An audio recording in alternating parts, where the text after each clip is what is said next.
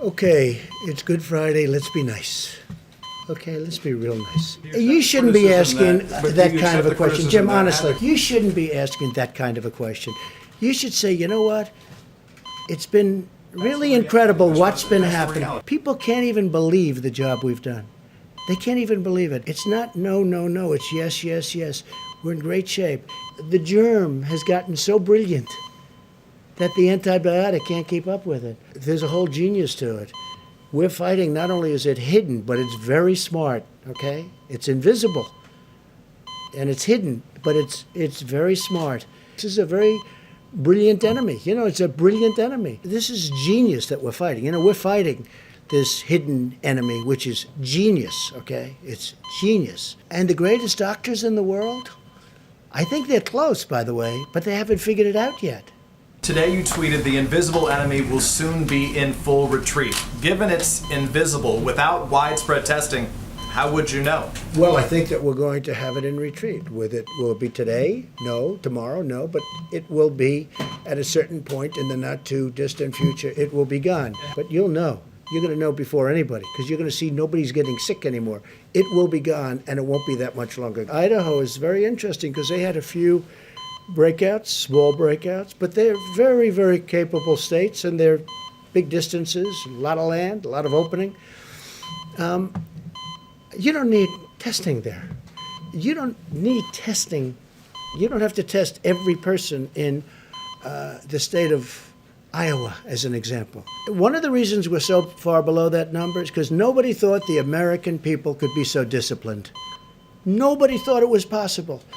I looked at New York this morning, and I look at what's happening and the amount of people that are dying, and dying, violently dying. It's a horrible way to go. You want to know the truth? There's no happy talk, Jim.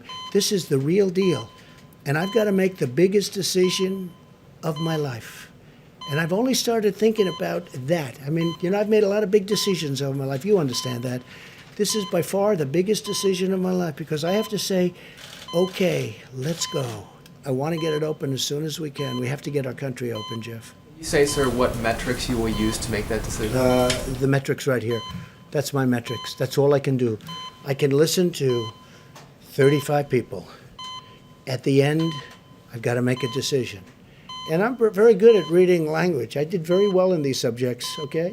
Should we keep this going, everybody? Keep it going for a while, yes? I mean, we have time if you want. You're not going to criticize me that the conference was too long? If I leave short, yesterday I left short. It was too short. If I stay too long, they say it was too long. Someday we're going to get it just right. Okay.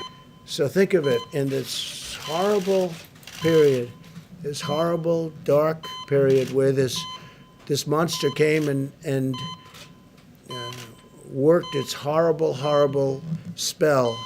We've done well, and I guess the market thinks we've done well because we had the biggest stock market increase without one day. We're talking 4 days instead of 5 that we've had in 50 years. 50 years. Think of that. More than 50 years, actually. That tells you they want to get back. There's something good going to happen. I really believe that. There's something very good going to happen.